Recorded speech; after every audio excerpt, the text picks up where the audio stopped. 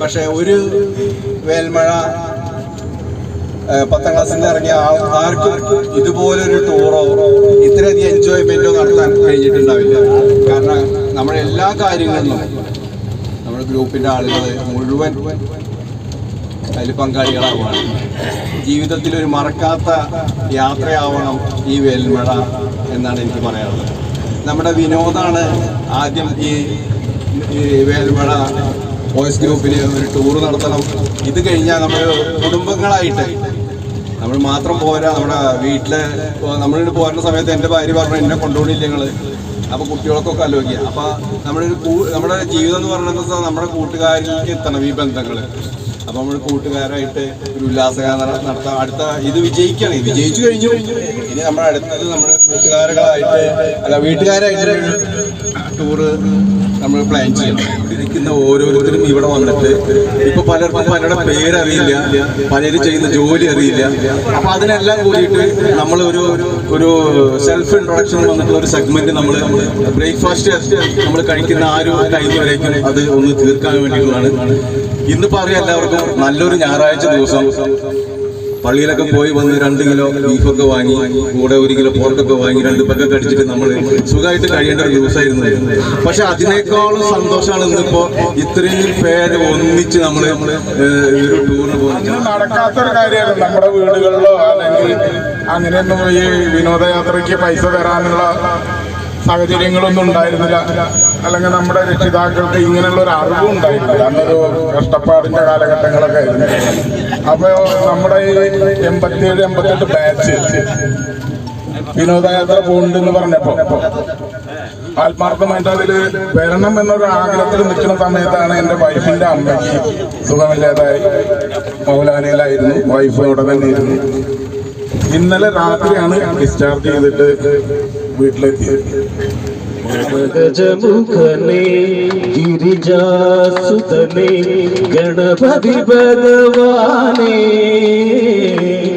മരുകമേൻ അറിവിൻ പതിയായി ഹരനുടെ തിരുമകനേ ശ്രീ ഹരനുടെ തിരുമകനേ മദഗജമുഖനേ ഗിരിജാസുതനേ ഗണപതി ഭഗവാനേ മരുകമീയൻ അറിവിൻ പതിയായി ഹരനുടെ തിരുമകനേ ശ്രീ ഹരനുടെ തിരുമകനേ. മണികണ്ഠൻ 10 ഡിയിലായിരുന്നു പഠിച്ചിരുന്നത്. ഉദയന്റെ ഒപ്പം പഠിച്ചെന്നൊരു തെറ്റുണ്ടായിരുന്നു.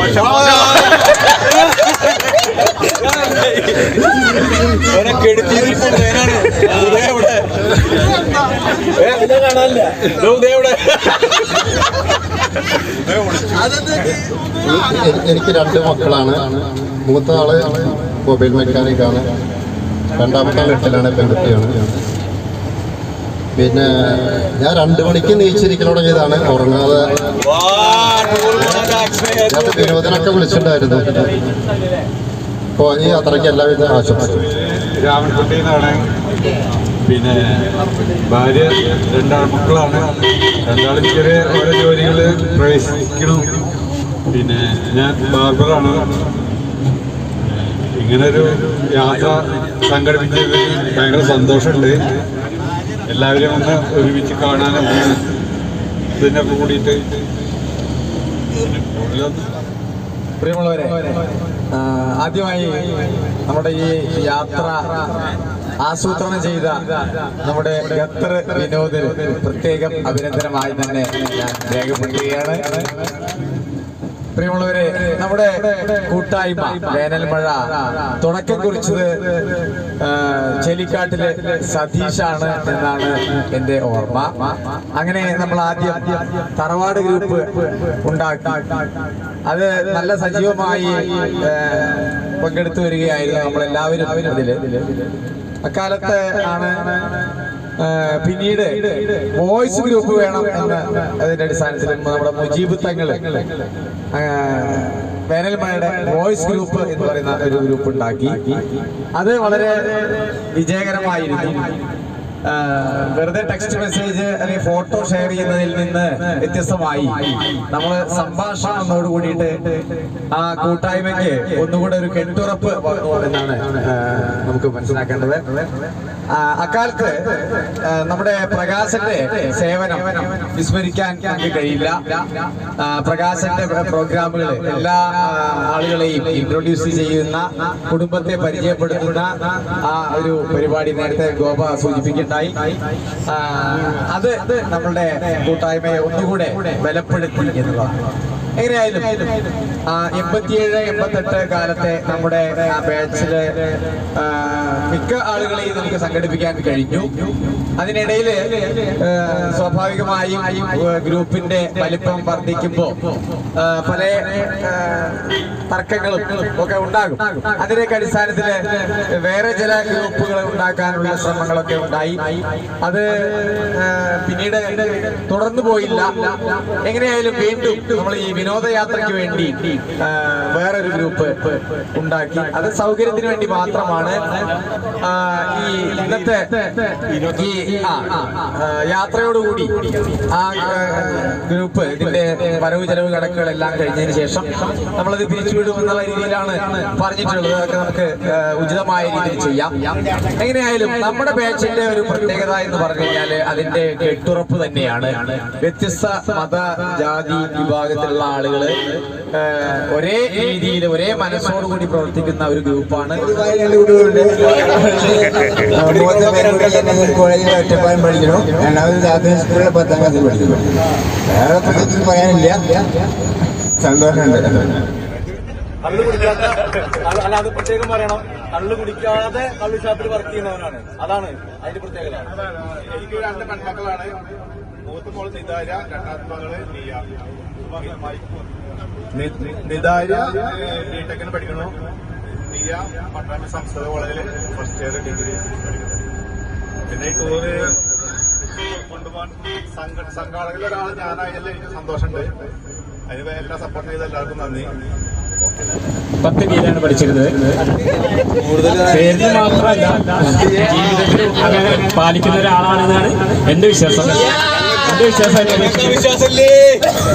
പിന്നെ അതുപോലെ ഈ വേനൽമഴ ഗ്രൂപ്പില് ഇതുപോലെ ഒരു വിനോദയാത്ര സംഘടിപ്പിച്ച നമ്മുടെ വിനോദിനോട് ഒരു പ്രത്യേക അഭിനന്ദനമുണ്ട്.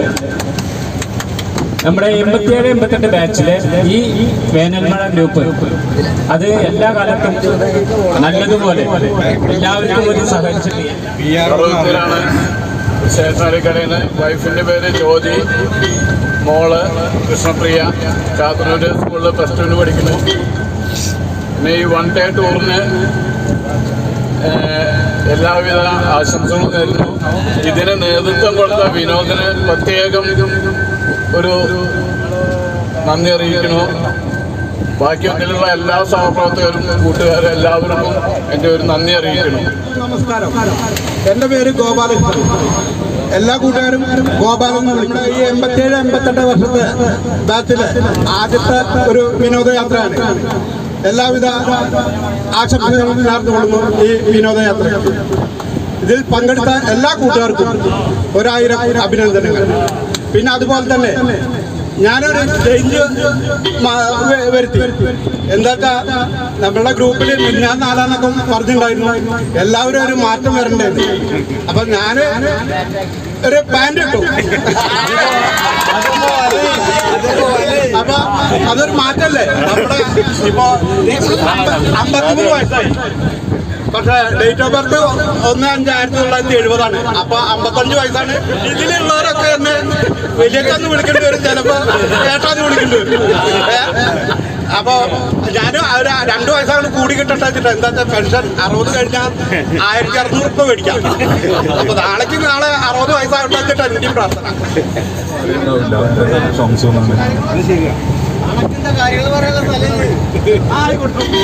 ഞാനിപ്പോ ഒന്ന് സംസാരിക്കാമെന്ന് വിചാരിച്ചത്. ഞാൻ സംസാരിക്കാൻ വരാൻ കാരണം ഇവിടെ സത്യം മാത്രം പറയുന്ന, അത് മാത്രം പാലിച്ചു പോകുന്ന ഒരു വ്യക്തി ഇവിടെ വന്നിട്ട് കുറച്ച് സംസാരിക്കണ്ടായി. അപ്പൊ അയാളെ പറ്റി കുറിച്ച് പറയാനാണ് ഞാനിത് വന്നത്. അത് ഏതോ ഒരു തുണിക്കടയുടെ പരസ്യമൊക്കെ പോലെ പറഞ്ഞു, എല്ലാവരെയും ക്ഷണിച്ചിട്ടുണ്ട്. അപ്പൊ ആ തുണിക്കടയിൽ ചെന്ന് കഴിഞ്ഞാല് അവിടെ സ്റ്റാഫിന്റെ ഡിസ്കൗണ്ടുകളും മറ്റുള്ള കാര്യങ്ങളൊക്കെ നമുക്ക് ചെയ്തു തരാന്നൊക്കെ പറഞ്ഞിട്ടുണ്ട്. എന്നാൽ ഒരു മാസത്തിൽ 2 പ്രാവശ്യം പോയിട്ട് 7,000-8,000 രൂപക്ക് സാധനം എടുക്കുന്ന ആളാണ് ഈ മാക്സിമം ഞാൻ. ഇന്ന് വരെ ഈ സ്റ്റാഫിന്റെ ഒരു ഡിസ്കൗണ്ടോ ഒരു കാര്യങ്ങളോ ഈ പറയുന്ന ഈ സത്യപാത്രമാരികളെ പാലക ഇതുവരെ ചെയ്തു. അപ്പൊ അങ്ങനെ ഡിസ്കൗണ്ട് കിട്ടിയിട്ട് ആരും അവിടെ ഓടിപ്പോണ്ട. അവർക്കറിയാം ഒരു മാസത്തില് 2 വട്ടം പോണ ആളാണ്, 2 ചുരുങ്ങിയത്. അതിൽ കൂടുതൽ പോയിട്ട് ഈ പോക്കിനൊക്കെ 7,000, 8,000, 12,000, 14,000 അങ്ങനെയുള്ള ഓരോ പോക്കിന് ഞങ്ങൾ സാധനങ്ങൾ എടുക്കുന്നുണ്ട്. എന്താണ് ഇന്നുവരെന്നോട് അങ്ങനെ സാധനം സംഭവം പറഞ്ഞിട്ടില്ല. ഞാൻ ആ കേശിയനോട് സംസാരിച്ചിട്ട് എന്തായാലും കുറച്ച് മാത്രമാണ് കുറച്ച് കിട്ടാറ്. അങ്ങനെ ജനുവരി 17 കല്യാണം കഴിച്ചു. ഇപ്പൊ എന്താ ഒരു 4 വർഷമായിട്ട് പണിയൊന്നും ഒരു പണിക്കും പോണില്ല, വീട്ടിലിരിക്കാനൊക്കെ 2 കുട്ടികളുള്ളത്. എന്ത് പണിക്കപ്പോ 91 കല്യാണം കഴിഞ്ഞ ഇനി എന്ത് പണിയാണ്?